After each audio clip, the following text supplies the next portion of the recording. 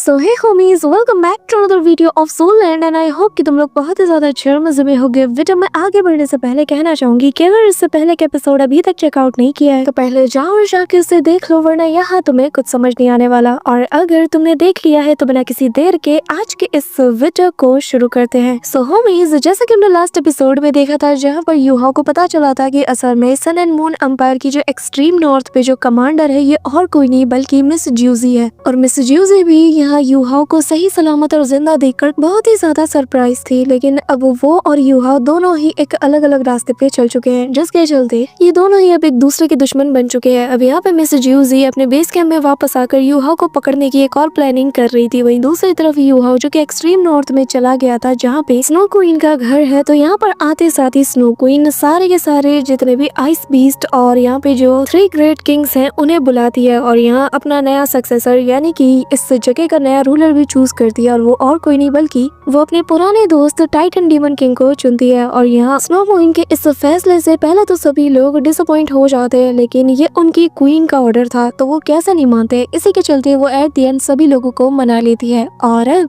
आगे सो होमीज, हमारे इस एपिसोड की स्टार्टिंग भी वहीं से होती है जहाँ पे हमारा लास्ट पार्ट एंड हुआ था और जहाँ पे जो स्नो क्वीन है उसने सभी लोगों को इन्फॉर्म कर दिया था कि जो कोई भी मेरे इस एक्सट्रीम नॉर्थ में बनाए गए रूल्स को तोड़ेगा और मेरे खिलाफ जाएगा वो मेरा दुश्मन होगा। अब यहाँ पे हम देखते हैं कि जितने भी आइस क्रीचर्स थे और जितने भी बीस्ट थे ये सभी लोग यहाँ पे दहाड़ना शुरू कर देते हैं कि तभी यहाँ पे हम लिटिल व्हाइट को देखते हैं जब वे लिटिल स्नो व्हाइट कहने लगता है कि पर मदर आखिर मेरा क्या। अब यहाँ पे मैं तुम्हें बता दूं कि बचपन से ही उसे स्नो क्वीन ने पाला है, इसी वजह से जो लिटिल स्नो व्हाइट है वो काफी ज्यादा अट्रैक्ट हो चुका है और वो स्नो क्वीन को ही अपनी मदर मानता है। ये सुनकर जो स्नो क्वीन है वो हंसती और कहने लगती है कि तुम पागल हो गए हो क्या, तुम हमेशा से ही मेरी फैमिली रहे हो और अब से तुम मेरे साथ ही रहोगे। मैं सेंस कर पा रही हूँ कि तुम अपने लिमिट तक बहुत ही जल्द पहुँचने वाले हो और तुम्हारी ये जो बॉटल नेक पावर है ये तुम्हारे लिए काफी ज्यादा खतरनाक बन सकती है और बहुत ही कम चांसेस है कि तुम ब्रेक थ्रू कर पाओ। मुझे लगता है कि जहाँ तक तुम्हारी चांसेस ज्यादा से ज्यादा 30% होंगे, इसलिए बेहतर यही होगा कि तुम मुझे फॉलो करो, शायद हमें तुम्हारे लिए कोई नया रास्ता मिल जाए, एक ऐसा रास्ता जिसे पाके तुम्हें भी अच्छा लगेगा। अभी यहाँ पे हम देखते हैं कि लिटिल स्नो व्हाइट कंफ्यूज होता है और वो कहता है कि क्या एक और रास्ता, जिस पे स्नो क्वीन स्माइल करती हुई कहती है कि हाँ एक ऐसा रास्ता है जो कि गॉडहुड का रास्ता भी कहा जा सकता है। अब यहाँ पे हम देखते हैं कि 15 दिन बाद यानी कि आधे महीने के बाद हमें सीन दिखाया जाता है जहाँ पे यूहाओ एक जगह पे बैठकर कल्टीवेट कर रहा था, साथ ही वो यहाँ की एक्सट्रीम आइस को अपने अंदर ऑब्जॉर्व करने में लगा हुआ था। वहीं दूसरी तरफ हम देखते हैं कि स्नो क्वीन उसकी इस काम में हेल्प कर रही थी और फिर वो बताती है कि जो जनरल वाटर होती है वो हर चीज को नरिश करने में काम आती है और यही हर लाइफ का सोर्स भी है, लेकिन जो आइस होती है वो सारी जिंदगी का अंत भी कर सकती है, वो सारी जिंदगियों को यहाँ मिटा भी सकती है। इसी वजह से ये बहुत ज्यादा खतरनाक भी है। अब यहाँ पे हम बाहर त्यान मिंग और मिस विंग मिंग को देखते हैं जहाँ पर वो कहने लगती है कि इन लोगों को कुछ ज्यादा ही देर नहीं हो रही अंदर, और जब से स्नो क्वीन इस जगह पे आई है वो काफी डिफरेंट बिहेव कर रही है। हालांकि वो नेचुरली यहाँ के जो प्योर एलिमेंट है उनसे बनी हुई है, लेकिन यहाँ पर आकर वो कुछ बदल सी गई है। अब यहाँ पे उसकी बात सुनकर त्यानमिंग कहता है कि असल में स्नो क्वीन की जो कनेक्शन है यूहाओ से वो तुमसे और मुझसे भी ज्यादा डीप है। यूहाओ ने इसका बचपन से ख्याल रखा है, इवन कि उसने अपनी कॉन्शियसनेस को बंद करके उसके लिए बहुत कुछ किया है। इनके बीच का जो कनेक्शन है ना ये शायद मैं और तुम कभी भी नहीं समझ सकते। और हमें वही सीन दिखाया जाता है जब स्नो क्वीन पहली बार यूहाओ को देखती है तो वो उसे पापा कहते हुए हक कर लेती है। यहाँ पे त्यानमिंग कहने लगता है कि मैं अपने दिल की गहराई से बता सकता हूँ कि जो स्नो क्वीन है वो यूहाओ को अपने पिता के रूप में देखती है और वो उसके लिए किसी भी हद तक जा सकती है। इसी के साथ हम स्नो क्वीन को देखते हैं जो कि अभी भी यूहाओ को वाटर, आइस और टेम्परेचर के बारे में सारा ज्ञान दे रही थी और एट द एंड वो यही बताती है कि वाटर और आइस जो है ये हमारी जिंदगी और मौत से जुड़ा हुआ है। अभी यहाँ पे यूहाओ को उसने बीते 15 दिन में बहुत कुछ समझा दिया था। अब यूहाओ कहने लगता है कि जो यानी कि जो एक्सट्रीम जीरो है ये मोशन की लिमिट है और इसके बाद हलचल करना बहुत ही ज्यादा मुश्किल है, लेकिन जो आइस का ट्रांसफॉर्मेशन है ये एक लाइफ एंड डेथ का साइकिल की तरह है। इसी के साथ यूहाओ को पूरा कॉन्सेप्ट समझ आ जाता है। वो अपनी आंखें खोलता है और स्नो क्वीन का शुक्रिया अदा करते हुए सीधा उस खाई में छलांग लगा देता है जहाँ का टेम्परेचर की बहुत ज्यादा कम है, लेकिन यूहाओ ने स्नो क्वीन के दिए गए मेथड्स का यूज करके यहाँ पे सरवाइव करना सीख लिया था। इसके चलते यूहाओ यहाँ के टेम्परेचर को बहुत ही आसानी से कंट्रोल कर पा रहा था और उसके बॉडी के आसपास आइस की लेयर्स भी बनने लगती हैं। साथ ही यूहाओ को आइस एम्पर की ट्रू पावर भी मिल चुकी थी। इसके साथ उसका कंप्लीट ट्रांसफॉर्मेशन होता है जिसे देखकर वो भी काफी ज्यादा हैरान था। अभी यहाँ पे स्नो क्वीन उसके पास आकर उसे कांग्रेचुलेट करती है और वो बताने लगता है कि एक्सट्रीम नॉर्थ की ये जो कोल्डनेस है ये असल में कंडेंस होकर एक बैटल आर्मर में ट्रांसफॉर्म हो गई है और जो कि वाकई में बहुत ही ज्यादा कमाल की बात है। है। इसी के साथ युहाओ अब सभी से कहने लगता है कि शायद अब हमें हमारे मिशन के लिए रवाना हो जाना चाहिए कि तभी सीन शिफ्ट होता है और हम एक्सट्रीम नॉर्थ के पास जो सन एंड मून आर्मी का जो बेस कैंप है वहाँ का सीन देखते हैं, जहाँ पर जोरों शोरों से तैयारियां चल रही थी। और मिसेस ज्यूजी बताने लगती है कि हमने बीते 15 दिनों में 12 से भी ज्यादा जो मिनरल वेन्स है उन्हें डिस्कवर किया है और जो कि हमारे लिए एक अच्छी हार्वेस्ट रही है। हालांकि अंदर जाने का रास्ता काफी ज्यादा संक्रिय है, लेकिन उसके अंदर जो रेयर मेटल्स और मिनरल्स है ना, ये बहुत ही ज्यादा वैल्यूबल है। यहाँ तक कि हमें 2 वेन्स तो ऐसी मिली है जिसके अंदर बस रेयर मटेरियल्स ही मौजूद है। अब यहाँ पे 5 फीनिक्स डब्ल्यू आगे बताने लगती है कि ये हमारे लिए बहुत ही रेयर सिचुएशन है, क्योंकि आज से पहले हमें इतना रेयर मेटल कभी नहीं मिला। यहाँ पे मिसेस ज्यूजी से कहने लगती है कि ठीक है, फिर फुल स्पीड के साथ काम को आगे करते रहो। लेकिन तभी वो नोटिस करती है कि यहाँ पर अचानक से टेम्परेचर गिरने लगा है और जो मशीनें थी वो काम करना बंद कर देती है। वो सभी लोगों को हाई अलर्ट पे भेजती है और कहने लगती है कि सब लोग डिफेंसिव पोजीशन में आ जाओ। अभी यहाँ पे जो 5 फीनिक्स डब्ल्यू है वो बताने लगती है कि लगता है कि हमारे सामने कोई बहुत बड़ा खतरा आ रहा है। कि तभी यहाँ पे हम देखते हैं कि एक बहुत बड़ा सा आइस बीस्ट इनकी तरफ बढ़ा चला आ रहा था। यहाँ पे हम देखते हैं कि जैसे ही इस बीस्ट को यहाँ पे मिस ज्यूजी देखती है तो उसके होश उड़ जाते हैं और अगले ही पल वो देख कर कहने लगती है कि यहाँ पे बहुत कुछ होने वाला है। कि तभी यहाँ पर बहुत बड़े बड़े जो आइस टोर्नेडो होते हैं वो तेजी से उसी के डायरेक्शन में बढ़ रहे थे और उनकी चपेट में जितने भी माइनिंग इक्विपमेंट्स थे ये सभी के परखच्चे उड़ जाते हैं। लिटरली उन्हें वो डिस्ट्रॉय करते हुए इन्हीं की तरफ वो बढ़ रहा था। कि तभी यहाँ पर मिस ज्यूजी बताने लगती है कि बीस्ट टाइट हमारी तरफ क्यों आ रहा है। फिर वो समझ आती है कि ये सब कुछ यू हाउ का ही किया धरा होगा। वो कहने लगती है कि ये सब कुछ उसी ने किया है। इसी के साथ वो यहाँ पर सारे जनरल से कहती है कि जल्द से जल्द अटैकिंग पोजीशन में आओ, सभी लोग मैदान में उतरो और इनका सामना करो। वहीं दूसरी तरफ हम देखते हैं कि यू हाउ अपनी पूरी बीस्ट टाइट के साथ खदेड़ता हुआ सीधा इन्हीं के बेस कैंप में घुसा चला रहा था। वो कहने लगता है कि अब मैं बताऊंगा इन्हें कि किसी किस जगह पर जबरदस्ती घुसपैठ करने का नतीजा क्या होता है। और अब वो जितने भी यहाँ पर आइस बीस्ट थे उन सभी से कहता है कि इन सभी के चीजों को निस्तनाबूद कर दो। यू हाउ जो कि लिटिल स्नो व्हाइट के ऊपर सवार था और यहाँ उसका कमांड पाते ही जितने भी आइस क्रिएचर्स यहाँ पे थे यानी कि जो आइस बीस्ट थे वो सभी लोग मैदान में उतर जाते हैं और जो धुआंधार तबाही ये मचाते हैं उसे देखकर मजा ही आ जाता है। लिटरली वो लोग हर एक चीज जो भी इनके कब्जे में आ रही थी उसे पकड़ते हैं और तोड़ देते हैं। ऐसे बीस्ट तो ऐसे थे जो कि सीधा जाकर इन लोगों पे कूद पड़ते हैं और बेचारे उनके नीचे दबके मारे जाते हैं। वही दूसरी तरफ जो लिटिल स्नो व्हाइट था वो यूहाओ को पकड़ के सीधा आगे की तरफ थ्रो कर देता है, जिससे यूहाओ आगे की तरफ तेजी से बढ़ता है। लेकिन पीठ पीछे हम यहाँ पे लिटिल स्नो व्हाइट को देखते हैं जो कि बड़े बड़े मशीन गन्स को सेकंड्स में डिस्ट्रॉय कर देता है। अब यूहाओ अपने रास्ते में आने वाले हर एक ऑब्स्टिकल को अपने क्लॉ अटैक से डिस्ट्रॉय करता हुआ आगे बढ़ रहा था। अब यहाँ पे इतना सारा नुकसान देकर मिसेस ज्यूजी सभी को ऑर्डर देती है और कहती है कि डिफेंसिव शील्ड को एक्टिवेट करो। न जाने इसे किसका इंतजार था। इसी दौरान ये लोग अपने हाई क्वालिटी के जो वेपन्स थे उन्हें भी रीलोड करना शुरू कर देते हैं और जैसे जैसे यहाँ पे ये लोग अटैक करते हैं तो अब जो बीस्ट से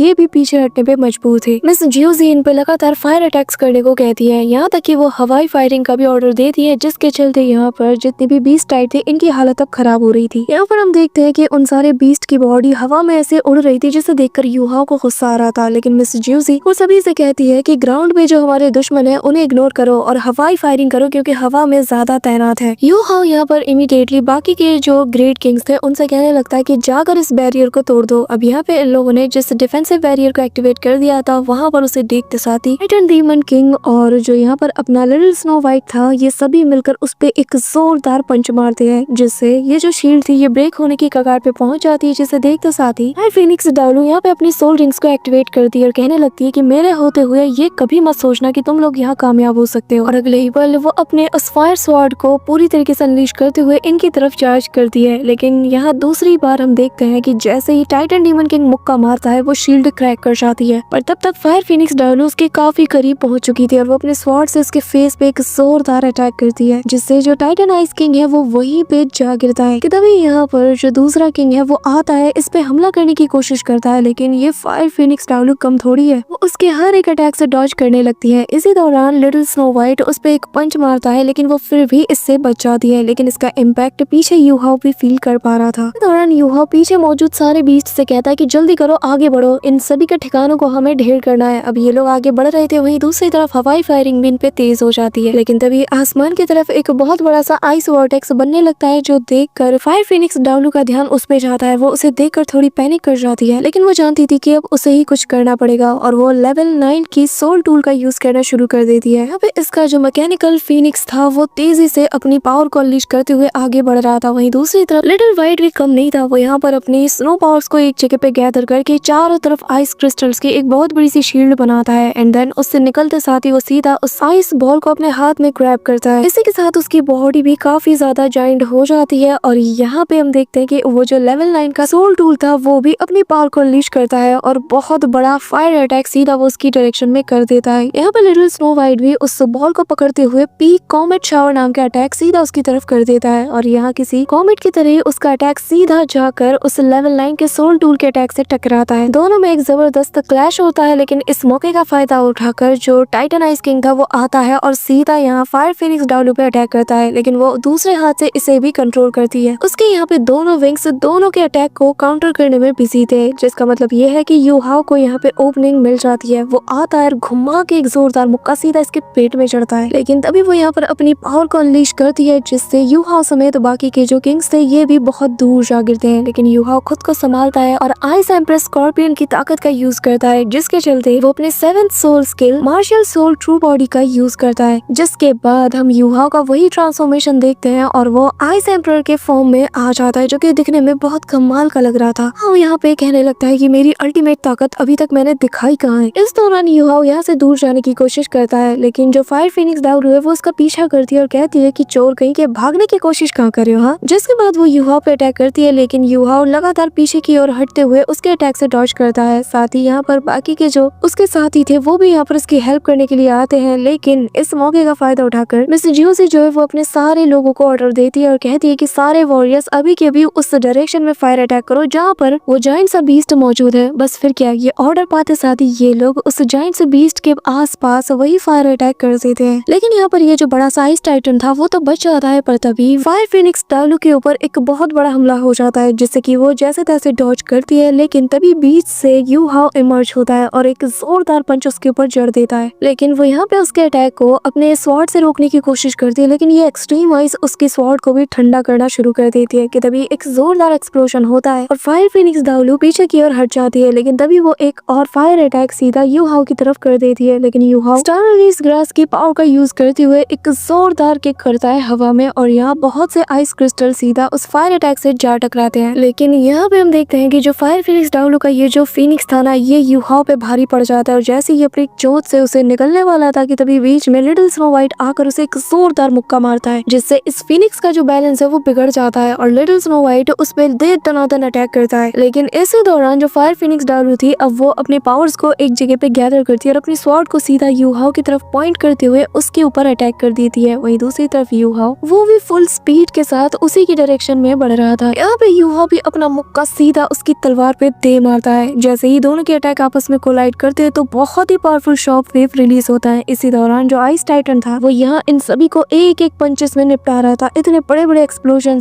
होते हैं कि किसी का ध्यान फायर फिनिक्स डालू और यूहाओ पे तो जाता ही नहीं और अगले ही पल यहाँ इतना बड़ा एक्सप्लोजन होता है कि सारे के सारे जो सोल्जर्स थे वो दूर छिटक जाते हैं कि तभी आइस टाइटन किंग यहाँ पे हवा में जंप करता है और सीधा फायर फिनिक्स डालू के ऊपर टारगेट करता है। इसी दौरान यहाँ पे इस एक्सप्लोजन के चलते यूहाओ पीछे हट जाता है। वहीं दूसरी तरफ फायर फिनिक्स डालू अपनी फायर स्वॉर्ड की ट्रू पावर को अनलीश करती है और एक बहुत ही पावरफुल फायर अटैक यूहाओ की डायरेक्शन में कर देती है। लेकिन यूहाओ जो कि आइस एम्परर की शील्ड का यूज करते हुए खुद को इससे पूरी तरीके से बचा लेता है और उसके आसपास एक शील्ड बन जाती है, जिसके चलते वो इसे रोक पा रहा था। जैसा कि मैं बताया कि फायर फिनिक्स डालू की पावर क्या है, तो वो यूहाओ पर डोमिनेट करने लगती है और यूहाओ को भी अब दिक्कत आ रही थी। पर अगले ही पल little snow white fire Phoenix डालू का ये जो फिनिक्स था इसके पंखों को तोड़ के सीधा उसी के डायरेक्शन में फेंक देता है और खुद को उससे बचाने के लिए फायर फिनिक्स डालू को वहां से दूर भागना पड़ता है। अब इस दौरान यूहाओ की जान भी बच जाती है, लेकिन तब यहाँ पर ये जो आइस टाइटन था और जो अपना लिटिल स्नो वाइट है ये दोनों मिलकर कहर बरपा देते हैं। इतने बड़े बड़े अटैक करते हैं कि पूरा का पूरा ये बेस कैंप हिल उठता है। साथ ही यहाँ पे जो आइस टाइटन किंग था वो यहाँ इतने जोर जोर से स्पिन करता है कि यहाँ पर एक बहुत बड़ा आइस बवंडर वो ले आता है। यहाँ पे फायर फिनिक्स डालू काफी ज्यादा गुस्से में थी क्योंकि उसके लेवल 9 का सोल टूल पूरी तरीके से डिस्ट्रॉय हो चुका था। तो अपनी 6th सोल स्किल्स का यूज करते हुए ब्लेजिंग विंग्स नाम के अटैक को प्रिपेयर करती है और यहाँ वो उन दोनों टॉर्नेडोज को बहुत इजीली काउंटर कर रही थी और फिर चिल्लाते हुए कहती है कि तुम्हें मैं कभी भी कामयाब होने नहीं दे सकती। तभी यहाँ पर स्नो क्वीन भी आ जाती है और यूहाओ और ये दोनों मिलकर अपनी कंबाइंड पावर का यूज करते हुए उसी डायरेक्शन में अटैक कर देती है ताकि वो इसकी फायर पावर को कंट्रोल कर पाए। और अगले ही पल दोनों एम्परर्स मार्शल आर्ट की टेक्निक का यूज करते हुए यहाँ पर फायर फिनिक्स डालू के साथ साथ पूरे जगह को जमा के रख देते हैं और ये अटैक इतना फास्ट होता है कि मिस ज्यूसी भी इसे देख कर हैरान हो जाती है। इसी के साथ बाकी का काम यहाँ यहाँ पर जो बाकी के आइस किंग्स थे वो लोग कर देते हैं। अब लिटरली ये लोग हर एक चीज को फ्रीज करके रख देते हैं और इनके बीच से यू हाओ बहुत कूल वे में एंट्री मारता है और यहाँ अपनी पावर को एक साथ एक जगह पे कंडेंस करते हुए वो उसे अनलीश करता है, जिसके चलते यहाँ पर जितने भी लोग जो कि बर्फ में पूरी तरीके से फ्रीज हो चुके थे वो एक बार में उन सारी आइस को तोड़ना शुरू कर देता है। यहाँ पर ऑलमोस्ट जैसे ये इम्पैक्ट फायर फिनिक्स डाउलो से टकराने वाला था जो कि बर्फ में जम चुकी थी, वो खुद को आजाद कर लेती है। अपनी कमांडर यानी कि मिस ज्यूजी को बचाने के लिए दौड़ती है और अगली पर हम देखते हैं कि सब कुछ नॉर्मल हो जाता है, लेकिन तभी एक लाउड वॉइस सभी को सुनाई देती है जहाँ पर इन सभी से कहा जाता है कि इंसानों सुधर जाओ, ये जगह तुम्हारे लिए नहीं है, इस बार तो हम जा रहे हैं लेकिन अगर अगली बार तुम लोगों ने ऐसी हरकत की तो हम कोई भी रहम नहीं दिखाएंगे और अगली बार हम इससे भी बुरी तबाही मचाएंगे। ये कहते साथ ही वो लोग भी चले जाते हैं कि तभी यहाँ पर फायर फिनिक्स डाउलो बर्फ से बाहर निकलती है और यहाँ पे वो अपनी कमांडर को ढूंढती है, जहाँ पे हम मिस ज्यूजी को एक बड़े से ब्लॉक के नीचे से पाते हैं जो कि कहने लगती है कि ये मेरी पहली हार है, जब से मैं इस फायर फिनिक्स लीजन की कमांडर बनी हूँ ये मेरी पहली कंप्लीट हार है। यहाँ पर उसे खुद पे काफी ज्यादा गुस्सा भी आ रहा था कि तभी यहाँ पर जो फायर फिनिक्स डाउलो है वो उसके सामने झुक जाती है। यहाँ पे मिस ज्यूजी बताने लगती है कि न जाने हमने कितने लोगों की जान गंवाई, कितने सारे रेयर मटेरियल्स हमने खो दिए जिन्हें की कितनी मुश्किल से माइनिंग करके हमने निकाला था। जिसके बाद वो गुस्से के साथ अपना हाथ पटकती है, कहती है कि यू हाओ ये मत समझना कि मैं तुम्हें ऐसे ही जाने दूंगी, तुम बहुत ज्यादा रूथलेस हो गए हो और अगली बार जब तुम मेरे हत्थे चढ़ोगे ना तो मैं तुम्हें जरा भी रहम नहीं दिखाऊंगी। इसी के साथ सीन शिफ्ट होता है और हम यू हाओ और बाकी सारे बीस्ट्स को देखते हैं जहाँ पर वो लोग काफी ज्यादा सेटिस्फाइड थे कि यार हमने क्या तगड़ी वाली बैटल लड़ी है और उस बुढ़िया को थप्पड़ मार के ना मुझे बड़ा मजा आया। कि तभी यहाँ पे हम लिटिल स्नो व्हाइट को देखते हैं जो कि यहाँ पर उछलते हुए कहता है कि वैसे तो मैं तैयारी करके गया था लेकिन उस औरत ने मुझे फिर भी इंजर्ड कर दिया। जिसके बाद वो अपने क्यूट फॉर्म में आ जाता है और कहने लगता है कि ग्रैंडपा क्या ये वही टूल है जिससे आप मुझे केयरफुल रहने के लिए कह रहे थे। यू हाओ अपना सिर पकड़ लेता है और कहता है कि पहली बात तो ये कि मैं तुम्हारा कोई ग्रैंडपा नहीं हूँ। जिस पे वो भड़क जाता है और कहने लगता है कि ममा यानी कि स्नो क्वीन आपको डैड कहती है तो आप मेरे ग्रैंडपा हुए ना। कहते साथ ही वो ग्रैंडपा के रट्टे लगाना शुरू कर देता है, जिस पे यू हाओ कहता है कि हाँ मैं तुम्हारी बात समझ गया। वही दूसरी तरफ हम यहाँ पर आइस टाइटन किंग को देखते हैं जो कि कहने लगता है कि मैं पहले यकीन नहीं करता था कि ह्यूमन के पास कोई ऐसा वेपन होगा जो कि हमसे डील करने में उनकी मदद कर सकता है, लेकिन आज जब मैंने देखा तो मुझे पता चला कि मैं कितना गलत था। सच में इंसान बहुत ज्यादा खतरनाक है। जिस पे यू हाओ कहता है कि इनकी जो मेन फोर्स है ना सन एंड मून अंपायर, उनकी ताकत के आगे ये कुछ भी नहीं, लेकिन आज हमने ये रेड करके इन्हें अच्छा सबक सिखा दिया कि आगे से वो लोग यहाँ कभी भी नहीं भटकेंगे। जिस पे आइस टाइटन किंग यानी कि आर-टाई कहने लगता है कि फिलहाल के लिए हमारा मिशन वो पूरा हुआ, इसलिए मुझे यहाँ से चलना चाहिए, प्लीज आप अपने दोस्तों को मेरा हाय जरूर कहना। ये कहते साथ ही वो उसे ग्रीट करता है और अपने सारे साथियों के साथ यहाँ से चला जाता है। अब आर-टाई के जाने के बाद यू हाओ स्नो क्वीन से कहने लगता है कि वाकई में तुमने एक बहुत ही अच्छे लीडर को चुना है, ये आगे चलकर बहुत ही अच्छा रूलर बनेगा। अब यू हाओ बताने लगता है कि वैसे मैं एक बात से काफी ज्यादा सरप्राइज्ड हूँ कि यहाँ पे एक्सट्रीम नॉर्थ के जितने भी आइस बीस्ट हैं ये सभी लोग एक दूसरे के साथ बहुत ही प्यार से रहते हैं। इनके बीच की जो एकता है ये स्टारडू फॉरेस्ट के बीस्ट में भी देखने को नहीं मिलती। यहाँ पे स्नो क्वीन बताती है कि पर अभी आपने जो स्टारडू फॉरेस्ट की ट्रू कोर की पावर है उसे देखी कहाँ है। यू हाओ बताने लगता है कि लास्ट टाइम जब बीस्ट टाइड ने हमला किया था तो क्या वो उनकी ट्रू स्ट्रेंथ नहीं थी। जिस पे वो अपना सिर नाम हिलाती है और कहती है कि आप लोग बीस्ट गॉड एम्परर दीतियान की पावर को बहुत ही कम आंक रहे हो। वो सिर्फ स्टारडू फॉरेस्ट में जितने बीस्ट है उनका बीस्ट गॉड नहीं बल्कि वो हमारे सोल बीस्ट लॉर्ड के लिए स्पोक पर्सन भी है। अगर वाकई में वो जो मर्जी चाहे वो करना चाहते थे ह्यूमन के साथ तो वो कब का कर चुके होते, और तब अगर वो हमारे एक्सट्रीम नॉर्थ के जितने भी बीस्ट है इन्हें अगर ऑर्डर देते ना तो इन्हें भी उनके ऑर्डर को मानना पड़ता है। ये सुनकर यू हाओ हैरान था और कहता है कि क्या ये सच है कि एम्परर दीतियान तुम्हारे जो सोल बीस्ट लॉर्ड है उसका स्पोक पर्सन है, तो आखिर सोल बीस्ट का लॉर्ड कौन है। जिस पे स्नो क्वीन उसके पास जाकर कहती है कि मैं एक्सट्रीम नॉर्थ की प्योर एनर्जी से बनी हुई एक ऐसी लाइफ फॉर्म हूँ जो कि इकलौती यहाँ की रूलर है, और जिस लॉर्ड की बात हम कर रहे हैं यानी कि सोल बीस्ट का जो लॉर्ड है वो ओरिजिनली एक गॉड है जिसे कि ड्रैगन गॉड कहा जाता है। यू हाओ कहता है कि क्या वो अब भी जिंदा है। जिस पे वो बताने लगती है कि वो पहला सोल बीस्ट है जो कि पैदा हुआ था, जो कि गॉड रियलम में अपनी एक डिवाइन पोजीशन को भी होल्ड करता था। जिसके बाद उसके 9 बच्चे हुए, लेकिन फिर कुछ रीजन के चलते ड्रैगन गॉड के साथ ऐसा हुआ कि वो 2 हिस्सों में बढ़ गया और उसका एक हिस्सा सिल्वर ड्रैगन किंग और दूसरा हिस्सा गोल्डन ड्रैगन किंग में बदल गया। दोनों के ही अपनी अलग अलग ताकत थी, लेकिन दोनों ही बहुत ज्यादा पावरफुल थे, जिन्होंने कि साथ मिलकर डाउलो कंटिनेंट पे रूल किया और जो सोल बीस्ट की ग्लोरी है इन्हें कायम रखा। लेकिन कुछ अरसे बाद डाउलो कॉन्टिनेंट में एक ऐसा खतरा आया जिसके चलते दोनों ड्रैगन्स को और जितने भी ड्रैगन्स थे उन सभी को आपस में हाथ मिलाकर इस क्लाइमिटी का सामना करना पड़ा। लेकिन एट द एंड उस बड़ी सी जंग में सारे के सारे ड्रैगन मारे गए सिवाय दीथियान के। वो इकलौता ऐसा ड्रैगन था जो कि उस क्लाइमिटी से भी बच गया, वहां से सरवाइव कर पाया। इसीलिए मैंने कहा कि वो हमारे जो सोल बीस्ट लॉर्ड हैं उसका स्पोक पर्सन है। यहाँ पे यूहाओ कहने लगता है कि क्या वो जो सिल्वर ड्रैगन किंग और गोल्डन ड्रैगन किंग है वो अभी भी जिंदा है। यहाँ पे स्नो क्वीन बताती है कि सिर्फ हेवन एंड अर्थ को ही पता है कि आखिर वो जिंदा भी है कि नहीं। कि तभी यहाँ पर जो लिटिल स्नो वाइट है वो कहने लगता है कि मामा ग्रैंडपा आखिर हम लोग कहाँ जा रहे हैं। वहाँ बताने लगता है कि हम नॉर्दर्न रूट को लेते हुए हेवन डाउ सिटी की तरफ जाएंगे और वहाँ से टर्न लेने के बाद फाइनली हम लोग लेक एकेडमी में पहुँच जाएंगे। वहाँ अपने मन में कहता है कि जब तुम वहाँ पे पहुँचोगे तो तुम्हें वहाँ पर एक पुराना दोस्त भी मिलेगा और ये वो जगह है जो कि तांग क्लैन का बर्थ प्लेस कहा जाता है। So that's it for today guys. I hope कि तुम सबको आज की वीडियो काफी ज्यादा पसंद आई होगी। अगर हाँ तो वीडियो को लाइक करना, चैनल पे नए हो तो सब्सक्राइब करना। तो मिलते हैं नेक्स्ट वीडियो में, तब तक के लिए बाय।